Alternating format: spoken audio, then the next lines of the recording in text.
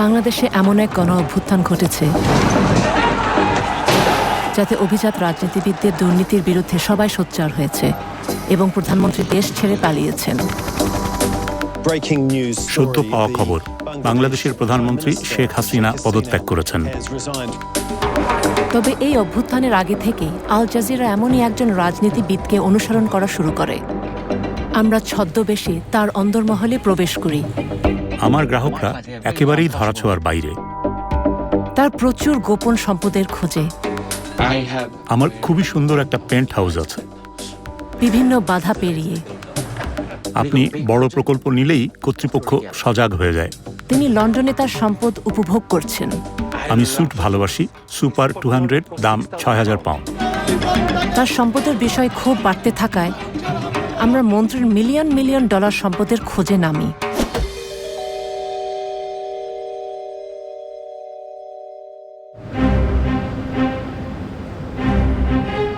অভ্যুত্থানের অনেক আগে আল জাজিরার আই ইউনিট একটা তথ্য পেয়েছিল। একজন বাংলাদেশি মন্ত্রী, যার বেতন কিনা মাত্র $13,000, তিনি ব্রিটেনে বিপুল সম্পদের এক সাম্রাজ্য গড়ে তুলেছেন।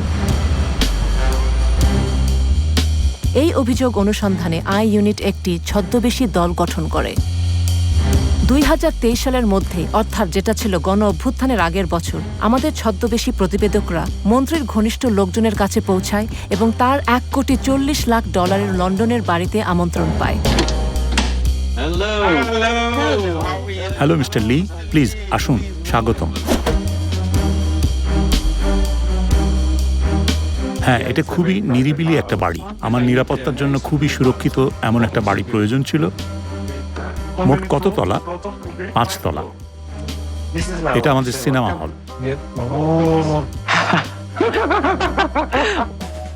এটা আমার নতুন রোলস।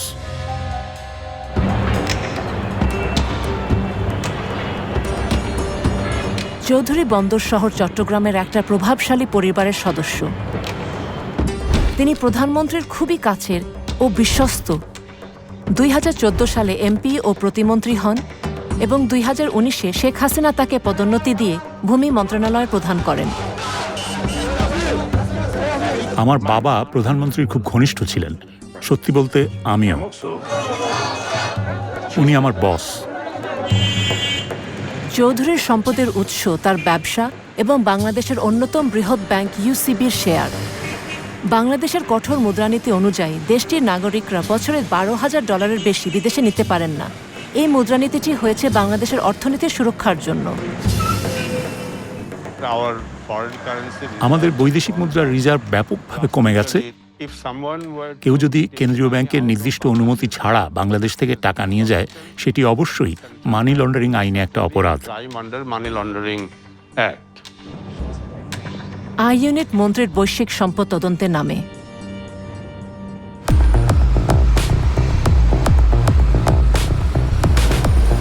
প্রথমে আই ইউনিট দেখার চেষ্টা করে মন্ত্রীর কী পরিমাণ সম্পত্তি ব্রিটেনে আছে। ফলাফল চমকে ওঠার মতো। চৌধুরী ডেভেলপারদের কাছ থেকে বাড়ি কেনার জন্য বেশ কিছু কোম্পানি তৈরি করেন। 2016 থেকে 2021 সালের মধ্যে তিনি যুক্তরাজ্যে 265টি বাড়ি কিনেছিলেন। তিনি প্রধানত বার্কলি গ্রুপের মতো শীর্ষ ডেভেলপারদের কাছ থেকে কিনেছেন। আপনাদের মন্ত্রীর ব্যবসা রয়েছে। হ্যাঁ, তিনি সম্পত্তির ব্যবসায় জড়িত। আবাসন সংকটের কারণে তিনি প্রচুর লাভ করেছেন। কিন্তু তার কেনাকাটা সেখানে থেমে থাকেনি। 2021 সালে চৌধুরী লন্ডনের এই বিলাসবহুল সম্পত্তি $1,60,00,000 কেনেন। চৌধুরীর বেশিরভাগ সম্পত্তি বাই টু লেট, যা তিনি লাভের জন্য ভাড়া দেন।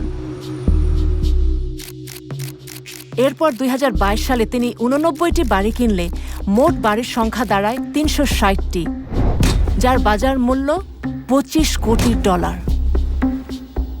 উনি একজন অত্যন্ত ধনী ও সুপরিচিত রাজনীতিবিদ। তিনি সরকারের মন্ত্রী এবং যুক্তরাজ্যের শত শত বাড়ি কিনেছেন। উনি সেই ব্যক্তি যিনি একটি অত্যন্ত দরিদ্র দেশের তথাকথিত নির্বাচিত গণতান্ত্রিক রাজনীতিবিদ। আন্তর্জাতিক দুর্নীতির সূচকে যে দেশটির অবস্থান অনেক উপরে, সেই বাংলাদেশের একজন বিশিষ্ট রাজনীতিক হিসাবে মিস্টার চৌধুরীর এস্টেট এজেন্ট, ব্যাংক, ঋণদাতা ও আইনজীবীদের কঠোর যাচাইয়ের মুখোমুখি হওয়ার কথা। উচ্চ পদস্থ রাজনীতিবিদ ও সরকারি কর্মকর্তাদের অ্যান্টি মানি লন্ডারিং আইনে উচ্চ দুর্নীতির ঝুঁকি হিসেবে বিবেচনা করা হয়ে থাকে। তাদের ধন সম্পদের উৎস চুরি হওয়া রাষ্ট্রীয় তহবিল অথবা সরকারি চুক্তি পাওয়ার জন্য প্রদত্ত ঘুষ হতে পারে। তাদের রাজনৈতিক ক্ষমতার অধিকারী ব্যক্তি পিইপি হিসেবে চিহ্নিত করা হয় এবং তাদের বাড়তি যাচাইয়ের প্রয়োজন হয়।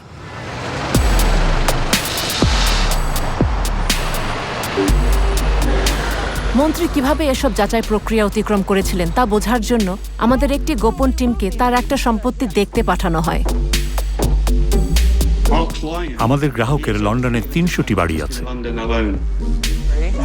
উনি লেটিং এজেন্সি মুভিং সিটির একজন বিক্রয় এজেন্ট। তিনি লন্ডনে আসেন, কয়েকটি বাড়ি কেনেন, তারপরে চলে যান। লকডাউনের সময় তিনি যুক্তরাজ্যে নতুন বাড়ি কেনার জন্য ২০ কোটি পাউন্ড ব্যয় করেন। আমরা পরীক্ষা করেছি যে চৌধুরী বাংলাদেশের বাইরে তার যে সম্পত্তি রয়েছে সেটি বাংলাদেশের ট্যাক্স কর্তৃপক্ষের কাছে এবং নির্বাচনী হলফনামায় ঘোষণা করেছেন কিনা। তিনি করেননি। একজন রাজনীতিবিদ, সংসদ সদস্য অথবা সংসদ সদস্য প্রার্থীকে তাদের বৈশ্বিক সম্পত্তির হিসাব দিতে হয়। তাদের আয় অথবা সম্পত্তি দেশ এবং দেশের বাইরে সবই উল্লেখ করতে হয়। সংবিধান স্পষ্টভাবে বলেছে মন্ত্রীর বেতন এবং অন্যান্য ভাতার বাইরে তাদের অন্য কোনো আয়ের উৎস থাকতে পারবে না।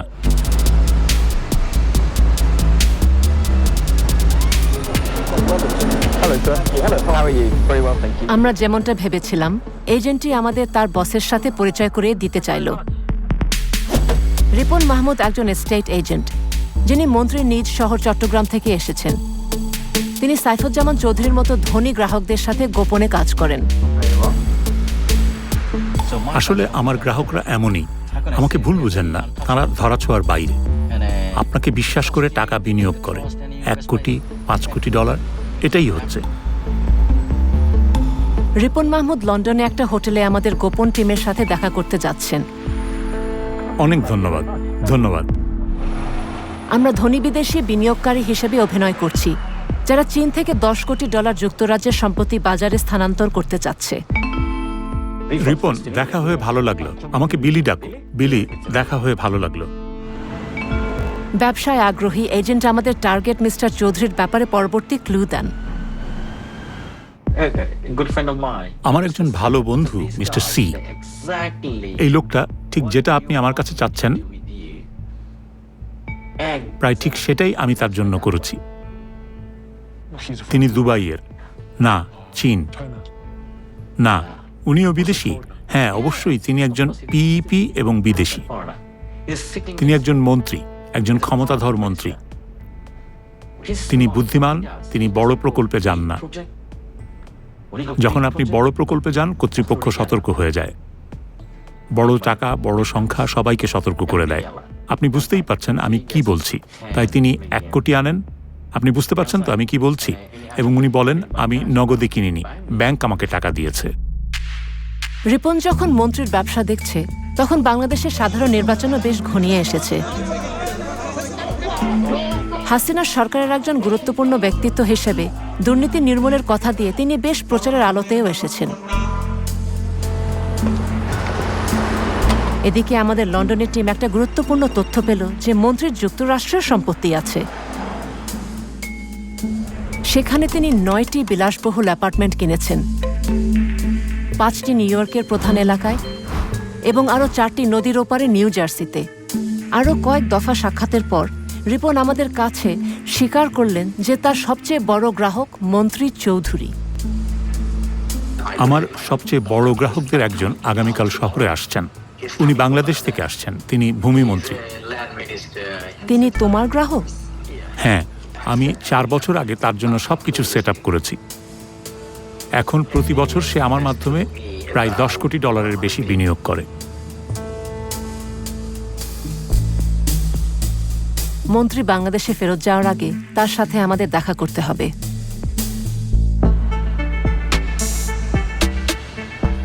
কিন্তু রিপন বলল যে প্রথমে আমাদের চৌধুরীর পরামর্শকদের সাথে দেখা করা উচিত।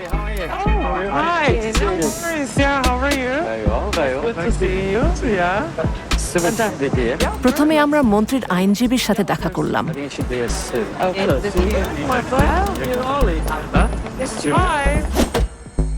সুবীর দেশাই, মেইফেয়ারের চার্লস ডাগলাস সলিসিটার্সের একজন পার্টনার। তিনি কোম্পানির মানি লন্ডারিং রিপোর্টিং অফিসার হিসাবেও কাজ করেন, যার দায়িত্ব হচ্ছে কোম্পানির আইন কানুন মেনে চলা নিশ্চিত করা। প্রথমে আমরা মন্ত্রীর আইনজীবীর সাথে দেখা করলাম।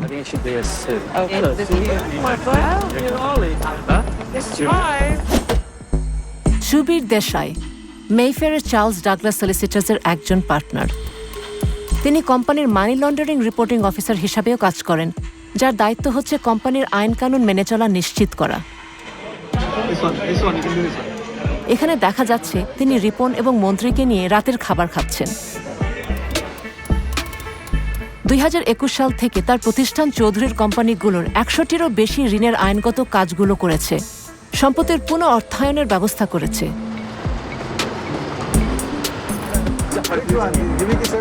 এরপর রিপন আমাদের পরিচয় করিয়ে দিলেন রাহুল মার্ডের সাথে, যিনি এশিয়ার অন্যতম বৃহৎ ব্যাংক ডিবিএস এর ব্যক্তিগত সম্পদ ব্যবস্থাপকদের একজন। রিপন বলেন, চৌধুরীকে ব্যাংকে গ্রাহক করায় রাহুল কিছু চ্যালেঞ্জের সম্মুখীন হয়েছিলেন, যা ব্যাংকিংয়ের ভাষায় নতুন গ্রাহকের যাচাই বাছাইয়ের প্রক্রিয়াকে বোঝায়। মিস্টার চৌধুরী, ডিবিএস তাকে গ্রাহক করতে পারেনি, তার স্ত্রীকে করেছে। সিঙ্গাপুরের ব্যাংক তারা খুবই কড়া, নিষিদ্ধ সীমা অতিক্রম করে তাকে তারা অন্তর্ভুক্ত করতে পারেনি, কারণ তিনি একজন পিইপি। তবে 2024 জানুয়ারির মধ্যে ডিবিএস মন্ত্রীর কোম্পানিগুলোকে 20টি ঋণ দিয়েছিল, যা তার সাম্রাজ্যকে অর্থায়নে সহায়তা করেছে। অবশেষে রিপন আমাদের ছদ্মবেশী দলকে ব্রিজ ফাইন্যান্স ঋণদাতা মার্কেট ফাইন্যান্সিয়াল সলিউশনের সিইও পারেশ রাজার সাথে পরিচয় করিয়ে দিলেন। মেইফেয়ারের এই ঋণদাতা মন্ত্রীর জন্য শত শত ঋণের ব্যবস্থা করে দিয়েছেন। আসলে আপনি এখানে যা দেখছেন সেটা এক ধরনের সহায়তা নেটওয়ার্ক। স্পষ্টতই এই নেটওয়ার্ক ব্যবহার করে মন্ত্রী তার জাল ছড়িয়েছেন। রিপনের নেটওয়ার্কের মধ্যে সেই ডেভেলপাররাও রয়েছে যারা মিস্টার চৌধুরীর কাছে সম্পত্তি বিক্রি করেছে। চৌধুরী তার প্রায় 1/4 সম্পত্তি, 80টিরও বেশি, ব্রিটেনের শীর্ষ নির্মাতা বার্কলে হোমস থেকে কিনেছেন। আমরা রিপনের সাথে বার্কলের বিপণন অনুষ্ঠানে একজন নতুন ছদ্মবেশী রিপোর্টার পাঠাই, এটা জানতে যে কিভাবে মন্ত্রীর মতো পিইপিরা বার্কলের মাধ্যমে এত সম্পদ কিনে থাকেন। আমি বার্কলের সাথে খুব ঘনিষ্ঠভাবে কাজ করি।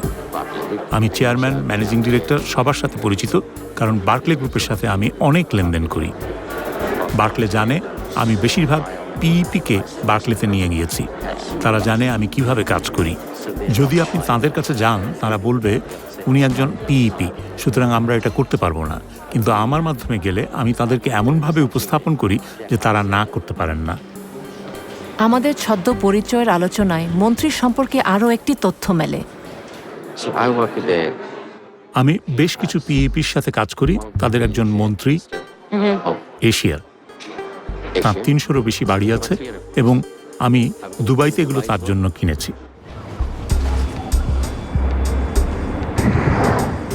আমরা দুবাইয়ের সূত্রটি অনুসরণ করলাম এবং আরও অনেক সম্পত্তি আবিষ্কার করলাম।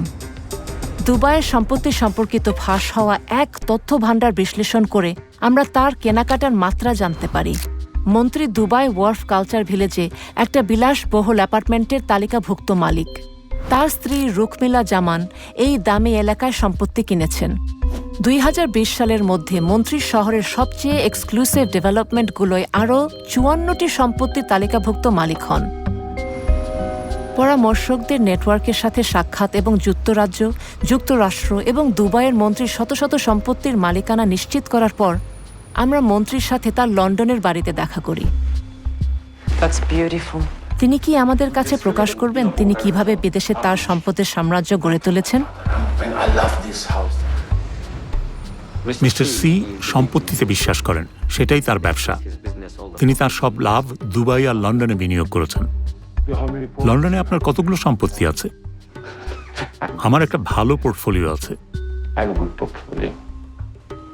এবং দুবাইয়ে আমার একটা পোর্টফোলিও আছে।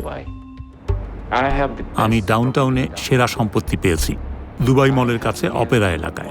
আমার একটা খুব সুন্দর পেন্ট হাউস আছে, কিন্তু আমি একটা ভিলাও কিনেছি যার একটা ব্যক্তিগত উপর হ্রদ আছে, সব কিছু আছে। এটা খুব সুন্দর। আমার সিঙ্গাপুর, মালয়েশিয়ায় বাড়ি আছে, নিউ ইয়র্ক, ম্যানহাটনে আমার সম্পত্তি আছে, খুব সুন্দর। মাঠ পর্যায়ে গোপন ফিক্সারের প্রয়োজনীয়তা তিনি ব্যাখ্যা করলেন। আপনি লন্ডন এবং যুক্তরাজ্যে যে সব সম্পত্তি কিনেছেন সেগুলো সবই কি রিপনের মাধ্যমে? ও আমার প্রধান লোক, ও আমার ভাই। আমি অন্য কারোর সাথে কাজ করি না, আমি ওকে বিশ্বাস করি। তিনি স্বীকার করলেন যে প্রধানমন্ত্রী শেখ হাসিনা তার গোপন সম্পদের বিষয়ে জানতেন। তিনি জানেন আমার এখানে ব্যবসা আছে। আমরা জানতে চেয়েছিলাম তার যথেচ্ছ খরচের যোগান আসে কোত্থেকে। পারেশ রাজাকে মনে আছে, যার সাথে আমরা আগে দেখা করেছি? পরেশ আছে, তার বেশ টাকার জোর আছে। আপনি তাকে ভালোভাবে জানেন? হ্যাঁ, অবশ্যই। তিনি আমাকে অনেক টাকা ঋণ দেন। ও, আপনি তাহলে তার সাথে কাজ করেছেন? পরেশ ওনাকে প্রায় $10 কোটি ঋণের ব্যবস্থা করে দিয়েছে। তিনি আমাকে $10 কোটি ঋণের ব্যবস্থা করে দিয়েছেন। পরেশ ব্যাংকিং সেকশনে আছে। মিস্টার সি একজন শক্তিশালী বন্ধু। যে কোনো সমস্যা হলে উনি সাথে সাথে এগিয়ে আসেন। তারপর রাজনীতিবিদ আরও গুরুত্বপূর্ণ বিষয়ের দিকে মনোযোগ দিলেন। আপনার জুতা আমার খুব ভালো লেগেছে। হ্যাঁ, দারুণ জুতা। কোন ব্র্যান্ডের? Taylor made. আমারও টেইলর মেড পছন্দ। আমি হ্যারোডসেও অর্ডার দিয়েছি, কাস্টম মেড। 4 মাস সময় লাগে। আমি কিনেছি। প্রতিটি 3000 পাউন্ডের বেশি। প্রতি জোড়া? 3000 পাউন্ড প্রতিটি। এগুলো কি জুতা? উট পাখির চামড়ায় তৈরি। কুমিরের বুকের চামড়ায় তৈরি। সম্পূর্ণ বুকের চামড়ায় তৈরি হলে দাম 6000 পাউন্ড, আর অর্ধেক কুমিরের বুকের চামড়া আর বাছুরের চামড়া অর্ধেক মিলিয়ে তৈরিটার দাম 3000 পাউন্ড। খুবই ভালো। 4 মাস লাগে বানাতে। প্রতিবার তিনি এখানে আসলে 2 থেকে 3 লাখ পাউন্ড স্যুট কিনতে ব্যয় করেন। আমি স্যুট পছন্দ করি। সুপার 200, সুপার 180, সুপার 200-এর দাম 6000 পাউন্ড। ক্যানালি বন্ড স্ট্রিটে আমি শুধু যাই এবং কিনি, তারাই বাসায় পৌঁছে দেয়। স্যুট, জুতো, রোলস রয়েস, বাড়ি। কিন্তু এত সব কেনার টাকা কিভাবে এখানে লন্ডনে আসলো? মনে আছে তো, বাংলাদেশ থেকে বছরে কেবল $12,000 বিদেশে নেওয়া যায়। আমরা শেষ পর্যন্ত সবচেয়ে স্পর্শকাতর বিষয়ে উপনীত হলাম, বাংলাদেশের কঠোর মুদ্রানীতি। মন্ত্রী সাহেব, আপনি এখানে কিভাবে টাকা বিনিয়োগ করলেন? বাংলাদেশ থেকে কিভাবে টাকা এখানে আনলেন? আমার দুবাইয়ে একটা ব্যবসা আছে। আমি দুবাইয়ে একটা রিয়েল এস্টেটে কেনাবেচার ব্যবসা করি। তাই আমি দুবাই থেকে এখানে টাকা আনি এবং তারপর এখান থেকে একটা ঋণ নেই। কিন্তু টাকা কিভাবে দুবাইতে এলো সেটার ব্যাখ্যা করেছে রিপন। কিন্তু তার দুবাইয়ের ওই কোম্পানিগুলোকে তিনি ব্যবহার করেন তার বাংলাদেশি কোম্পানিগুলোর সাথে লেনদেনে। হ্যাঁ, ট্রেডিং ও অন্যান্য সব কাজ। বাংলাদেশের আর্থিক কর্তৃপক্ষের বোধহয় এ বিষয়ে পর্যালোচনা করা উচিত। যখন আমরা আমাদের বানানো গল্পটা বললাম যে আমাদের চীন থেকে $10 কোটি স্থানান্তর করতে হবে, তখন মন্ত্রী আমাদেরকে একটা দারুণ লোভনীয় প্রস্তাব দিলেন। দুবাইয়ে আমার একজন আছেন। আমি তাকে জিজ্ঞেস করতে পারি তিনি চীনে টাকা নিয়ে দুবাইতে দিতে পারবেন কিনা। এবং তিনি আন্ডারগ্রাউন্ড অবৈধ ব্যাংকিং সম্পর্কেও জ্ঞান রাখেন। দুবাইয়ে আমার যে লোক আছে সে আপনাকে টাকা দিতে পারবে। আমার তাকে জিজ্ঞেস করতে হবে কত টাকা। আপনি $10 কোটি ব্যবস্থা করেন, এটা কোনো ব্যাপারই না। নগদ সে আপনাকে দুবাইতে দিতে পারবে। আমি যদি তাকে বলি, দেখেন দুবাইতে আমি আপনাকে $10 কোটি দেব, আপনার প্রতি আমার পরামর্শ হবে ধীরে ধীরে টাকা চীন থেকে বের করা, আস্তে আস্তে বিভিন্ন চ্যানেলের মাধ্যমে, সরকারি চ্যানেলে না। পরে অবশ্য একটু ভেবে নিয়ে তিনি সহায়তা করতে অস্বীকার করেন। আপনি এতে জড়াবেন না। না, আমি পারবো না, কোনোভাবেই না। সে তোমার সাথে শুধু বন্ধু হিসাবে কথা বলছে। আমার মনে হয় না, যদি এটা সঠিক চ্যানেল না হয়। তিনি জড়িত হতে পারবেন না, আমি জড়িত হতে পারবো না, কোনোভাবেই না। কেন্দ্রীয় ব্যাংক টের পেয়ে যাবে। যখনই সময় পান আমার এখানে এসেন, আমরা কথাবার্তা বলবো।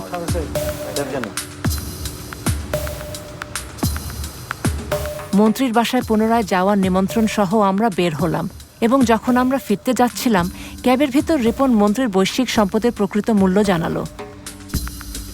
আমি তার হয়ে সবকিছু পরিচালনা করি, সবকিছু সামলাই। আসলে তার নিউ ইয়র্ক আর সান ফ্রান্সিসকোতে $2 কোটি স্টক আছে, কিন্তু দুবাইয়ে তার $19.5 কোটি আছে। এই $19.5 কোটি তিনি দুবাইয়ের রিয়েল এস্টেটে বিনিয়োগ করেছেন। লন্ডনে তার ৩০ কোটি ডলার আছে। আমাদের তথ্য কাজে লেগেছে। আমরা মন্ত্রীর সম্পদের প্রকৃত মূল্য বের করতে পেরেছি, যা প্রায় ৭০ কোটি ডলার। কিন্তু একটা চূড়ান্ত চমক তখনও বাকি ছিল। সর্বশেষ কোম্পানি হিসাবে দেখা গেছে যে চৌধুরী তার নিজের কোম্পানিগুলো থেকে নিজে ৪ কোটি ৭০ লাখ পাউন্ড বা ৬ কোটি ২০ ডলার ঋণ নিয়েছেন। কিন্তু এসবের কিছুই চৌধুরী বাংলাদেশের আয়কর কর্তৃপক্ষের কাছে প্রকাশ করেননি।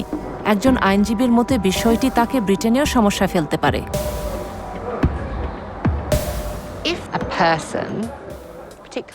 যদি কোনো ব্যক্তি, বিশেষ করে একজন পিইপি, তার ট্যাক্স রিটার্নে মিথ্যা ঘোষণা করে, তাহলে এটা এখানে বড় সমস্যা হতে পারে। যদি কোনো সন্দেহ থাকে যে একজন ব্যক্তি অপরাধমূলক কার্যক্রম থেকে লাভবান হচ্ছেন এবং সেই লাভ এখানে নিয়ে আসা হয়েছে, তবে এটা সম্ভবত মানি লন্ডারিং অপরাধ হতে পারে। এমনকি যদি সম্ভাব্য অপরাধমূলক কার্যক্রম অন্য দেশেও ঘটে থাকে। রিপনের সাথে যখন আমাদের শেষ সাক্ষাৎ হয়, তখন তিনি তার গ্রাহককে সাবধান করে বলেছিলেন যে যদি সে তার চৌধুরী সম্পদ লুকিয়ে না রাখেন, তবে বিপদ হতে সময় লাগবে না। আমি গত ৩ বছর ধরে তাকে বারবার বলেছি, আমি বলেছি তোমার কাছে ৩০ কোটি, ৬০ কোটি, ৭০ কোটি পাউন্ডের সম্পদ আছে, তুমি কি পাগল? সে আমার সাথে রোলস রয়েস জুতা নিয়ে কথা বলে। তুমি তো তার উত্তেজনা দেখেছ। সে একটা অবুঝের মতো করছে। তোমার সমস্যা কি? কি তোমার সমস্যা? গত কয়েক মাস ধরে আমি তাকে বকাঝকা করছি। আমার গালির জন্য দুঃখিত। আমি বলেছি, এবং তোমার জন্য পুরো পরিবার।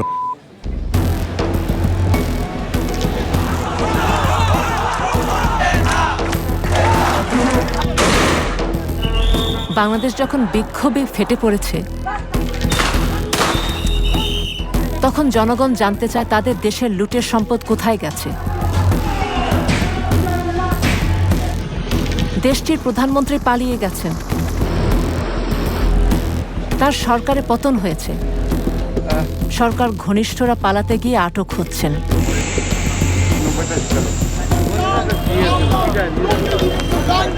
ইউসিবি ব্যাংকের বাইরে বিক্ষোভ হয়েছে। শেয়ার হোল্ডাররা বলছে চৌধুরীরা ব্যাংকটি লুট করেছে। এর কিছুদিন পরেই কেন্দ্রীয় ব্যাংক ব্যাংকটির গ্রাহক এবং ব্যাংকটির অস্তিত্ব রক্ষার প্রয়োজন উল্লেখ করে বাংলাদেশের কর্তৃপক্ষ চৌধুরীর ব্যক্তিগত ও ব্যবসায়িক ব্যাংক অ্যাকাউন্টগুলো মানি লন্ডারিং আইন অনুযায়ী স্থগিতের নির্দেশ দিয়েছে। দুর্নীতি বিরোধী নজরদারি সংস্থাগুলো বলছে চৌধুরীদের এসব কাজে সতর্কধ্বনি বাজছে। এটা সত্যি যুক্তরাজ্যের জন্য একটা সতর্ক সংকেত হওয়া উচিত। আমাদের যে ফাঁকফোকরগুলো রয়েছে, আমাদের বিধিমালার দুর্বলতা, এবং যদি আমরা লন্ডনকে দুর্নীতিগ্রস্ত এলিটদের কেন্দ্রে পরিণত হওয়া বন্ধে সত্যি সিরিয়াস হই, তাহলে আমাদের আরও শক্তিশালী বিধিমালা এবং তার কার্যকর প্রয়োগ থাকতে হবে। এবং পশ্চিমা দেশগুলোকে অর্থ পাচার রোধে আরও শক্ত ভূমিকা নিতে হবে। উন্নয়নশীল দরিদ্র দেশের সম্পদ সে দেশের মানুষের উন্নয়নে সে দেশেই থাকা উচিত।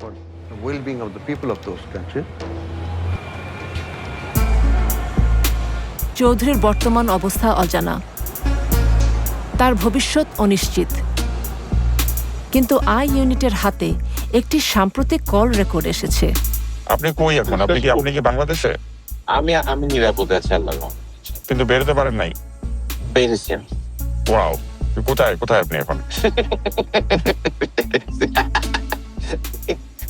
ভাই বেরিয়ে গেছে, আল্লাহ। বাংলাদেশ চৌধুরীর অবৈধভাবে কোটি কোটি ডলারের সম্পদ আহরণের ঘটনাটি তদন্ত করছে। Charles Douglas Solicitors LLP, Market Financial Solutions, Paresh Raja DBS Bank, Barclay Group, Moving City estate agent Ripon Mahmud বলেছে যে তারা পিইপিদের জন্য বর্ধিত প্রয়োজনীয় ব্যবস্থাদি সহ আইন দ্বারা প্রয়োজনীয় সমস্ত অর্থ পাচারি রোধে যাচাই পরিচালনা করেছে। পরামর্শকেরা বলছেন যে বাংলাদেশের সাম্প্রতিক ঘটনাগুলি ঐতিহাসিক AML বা KYC যাচাইকারী কারো কাছে তথ্য ছিল না। তারা বলেছে যুক্তরাজ্য, যুক্তরাষ্ট্র এবং সংযুক্ত আরব আমিরাতের সম্পত্তি কেনার জন্য ব্যবহৃত তহবিল বাংলাদেশের বাইরে তার দীর্ঘদিনের বৈধ ব্যবসা থেকে আসে। রিপন মাহমুদ এবং মুভিং সিটি এস্টেট এজেন্টরা বার্কলে গ্রুপে ফ্যাপস পরিচয় করিয়ে দেওয়ার বিষয়টি অস্বীকার করেছেন। মিস্টার চৌধুরী বলেছেন যে তিনি বাংলাদেশের সকল কর আইন মেনে চলেন এবং তার ব্যবসায়িক লেনদেন বৈধ। যুক্তরাজ্য, যুক্তরাষ্ট্র এবং সংযুক্ত আরব আমিরাতের সম্পত্তি কেনার জন্য ব্যবহৃত তহবিল বাংলাদেশের বাইরে তার বৈধ দীর্ঘস্থায়ী ব্যবসা থেকে এসেছে। তিনি বলেন, তার বিরুদ্ধে তদন্ত রাজনৈতিক উদ্দেশ্য প্রণোদিত।